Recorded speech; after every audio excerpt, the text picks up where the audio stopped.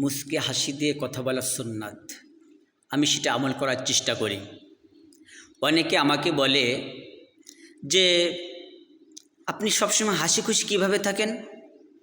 আমি বলি আমি কারোর সুখে জ্বলি না। কারণ হলো আল্লাহ পাক রব্বুল আলামিন কোনো বান্দাকে না দিলে সে কিছুই পায় না। অর্থাৎ আমার পাশের বাড়ির, আমার পরিচিত হোক অপরিচিত হোক, যারাই উন্নতি লাভ করতেছে, যারা অনেক টাকা পয়সার মালিক হচ্ছে, যারা অনেক মান সম্মানের অধিকারী হচ্ছে, নিশ্চয় আল্লাহ পাক রব্বুল আলামিন তাদেরকে দিচ্ছে। অর্থাৎ আমার জ্বলে লাভ কি? অর্থাৎ কারোর সুখে আমি জ্বলি না, কারো উন্নতি দেখে আমি জ্বলি না। আর তেমনিভাবে আমি আমার দুঃখের কথাও কাউকে বলি না। কারণ দুঃখে তো বলবো কেন?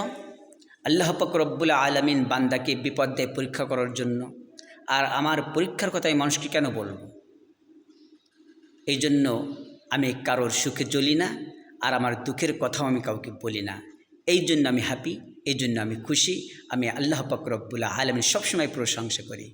এর মুমিনের কাজ হলো সুখে থাকো আর দুঃখে থাকো, হার হালাতে বান্দার কী করতে হবে? বান্দার ইবাদত করতে হবে। কি ঠিক না?